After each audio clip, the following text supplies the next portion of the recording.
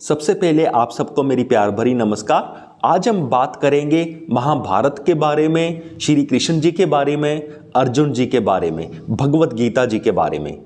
तो महाभारत में जब हम देखते हैं कि अर्जुन जी तैयार नहीं हो रहे वो युद्ध करने के लिए, तब श्री कृष्ण जी उन्हें समझाते हैं कि तुझे युद्ध करना पड़ेगा। तो अर्जुन जी कहते हैं ये तो मेरे रिलेटिव्स हैं, ये तो मेरे सगे संबंधी हैं, कोई मेरा टीचर है, तो मैं इनको कैसे इनके ऊपर मैं बाण चलाऊं। तो श्री कृष्ण जी कहते हैं कि ये तुझको चलाने पड़ेंगे। तो इस इंसिडेंट से हमें क्या पता लगता है कि जैसे श्री कृष्ण जी ने अर्जुन को कहा कि तुझे कर्म करना पड़ेगा, तो यानी कि हम इससे ये सीख सकते हैं कि हमें भी अपने लाइफ में कोई ना कोई कर्म करना ही पड़ेगा। अब बात करते हैं सेकंड पॉइंट की। सेकंड पॉइंट ये है कि श्री कृष्ण जी ने अर्जुन जी से कहा कि तुम उनके साथ युद्ध करो। अब ऐसा क्यों कहा? जो अर्जुन जी थे उन्होंने सारी उम्र एक ही काम में मुहारत हासिल करी थी, एक ही काम में इन्होंने ट्रेनिंग ली थी, और वो थी बाण चलाने की ट्रेनिंग, यानी कि धनुष बाण को हैंडल करने की ट्रेनिंग, बाणों के थ्रू फाइट करने की ट्रेनिंग, आर्चर थे।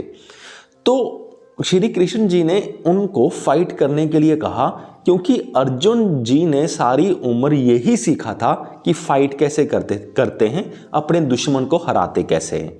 तो इस चीज़ से हम अपनी लाइफ में ये सीख सकते हैं कि जो हम हैं, जैसे हम हैं, जिन चीज़ों की हमने सारी उम्र ट्रेनिंग ली है, हमने उन्हीं चीज़ों के थ्रू फाइट करनी है।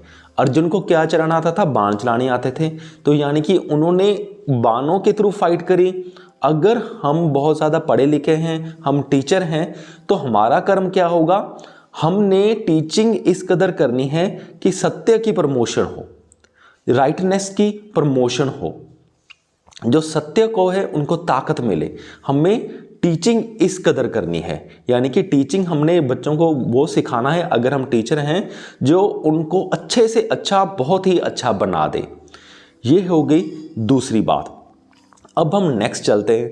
तो श्री कृष्ण जी, थर्ड पॉइंट पे आ रहे हैं हम। श्री कृष्ण जी अर्जुन को कहते हैं कि तुम ये काम करो, तुम उनके साथ फाइट करो।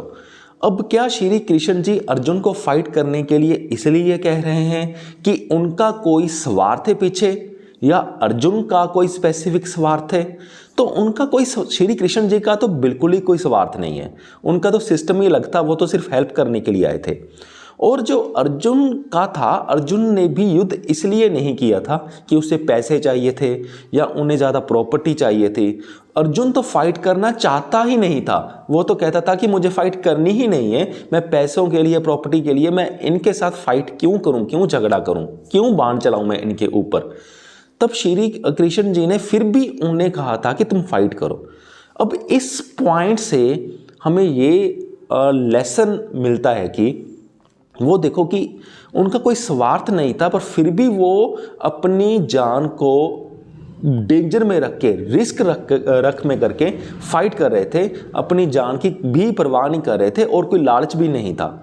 तो हम इस पॉइंट को अपनी लाइफ में ऐसे ले सकते हैं कि हमें भी ऐसा कर्म करना चाहिए जिसके लिए हमें कोई लालच ना हो, यानी कि हमारा कर्म, हम जैसे हैं उसके हिसाब से हमें, पहली बात तो है हमें कर्म करना पड़ेगा।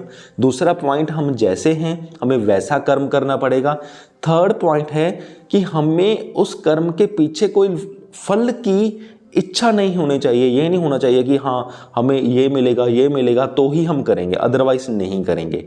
तो इस बात को, इस पॉइंट को और एक्सप्लेन करने के लिए अब नेक्स्ट पॉइंट आता है, फोर्थ पॉइंट। तो थर्ड पॉइंट को अभी दिमाग में रख लेना, क्योंकि फोर्थ पॉइंट इसी की ही एक्सप्लेनेशन है, बाद में मैं कंबाइंड समझाऊंगा। जो फोर्थ पॉइंट है वो श्री कृष्ण जी अर्जुन को कह रहे हैं कि तुम फाइट करो क्योंकि यही सत्य की ज़रूरत है, यानी कि यही सही कर्म है। इसके अलावा अगर तुम इनसे युद्ध नहीं करते हो, ये मैदान छोड़कर चले जाते हो, तो ये तुम्हारे लिए अच्छा कर्म नहीं होगा। ओवरऑल कुछ ऐसा ही उनका मतलब था मेरे अकॉर्डिंग। तो यानी कि कर्म ऐसा होना चाहिए जो अच्छा भी हो। तो इसलिए हम इस पॉइंट को अपने लाइफ में इस कदर ले सकते हैं कि हमें कर्म करना है, फल की इच्छा नहीं करनी, पर जो वो कर्म करना है वो कर्म सही होना चाहिए, सत्य को प्रमोट करना होना चाहिए, सत्य की साइड पे होना चाहिए। ये हो गए 4 पॉइंट। अब 4 पॉइंट क्या थे, मैं जल्दी जल्दी रिमाइंड करवाता हूँ। पहला पॉइंट था हमें कर्म करना पड़ेगा। दूसरा पॉइंट हम जैसे हैं हमें वैसा कर्म करना होगा। तीसरा पॉइंट हमें फल की चिंता नहीं करनी है। फोर्थ पॉइंट हमारा कर्म सत्य की साइड पर होना चाहिए। अब ओवरऑल अब हमारे माइंड में ये डाउट आ रहा होगा कि अगर हम कोई भी कर्म करें और फल की इच्छा ना करें तो हम सरवाइव कैसे करेंगे। तो इसका आंसर ये है कि जब हम अपनी लाइफ में सपोज करो अगर हम टीचर ही बन जाते हैं और बच्चों को अच्छी शिक्षा देने की कोशिश करते हैं तो उससे क्या होता है, हमें सैलरी तो मिल ही जाती है। यानी कि अगर हम अपनी लाइफ में कोई अच्छा कर्म करेंगे तो हमें उतनी तो सैलरी मिल ही जाएगी जितनी हमें अपने सर्वाइवल के लिए चाहिए। ऐसा नहीं है कि अच्छा कर्म करने से कुछ भी नहीं मिलता, कुछ ना कुछ तो मिल ही जाता है अगर हम ठीक से कोशिश करें। सो मुझे पूरी उम्मीद है कि आप सबको ये वीडियो समझ में आ गया होगा। सो इस वीडियो को देखने के लिए आपका बहुत बहुत धन्यवाद।